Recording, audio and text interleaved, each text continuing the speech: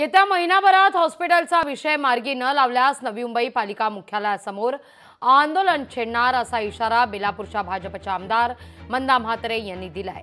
बेलापूरमध्ये पालिकेचे अत्याधुनिक रुग्णालय नियोजित केलंय, पण काही कारणास्तव अद्याप ते होऊ शकलेलं नाही। 1 वर्ष उलटलंय, अद्याप रुग्णालय बनवण्याच्या कामांमध्ये काहीच हालचाल होत नसल्यानं आमदार मंदा म्हात्रे या संतापलेल्या आहेत।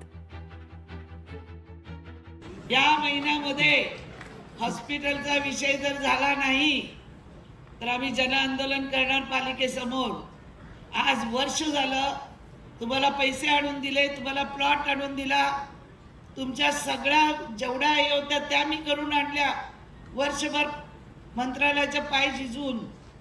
आता तुमचा डीपी प्लॅन होत नाही, अमुक प्लॅन होत नाही, कोण जाऊन तिथे स्टे काय टाकतो, पालिका काय करते, पालिकेचे वकील काय करतात। या शहराचा लोकप्रतिनिधी म्हणून मला या महिन्यापर्यंत मी सगळी फाईल तिथपर्यंत नेलेली आहे।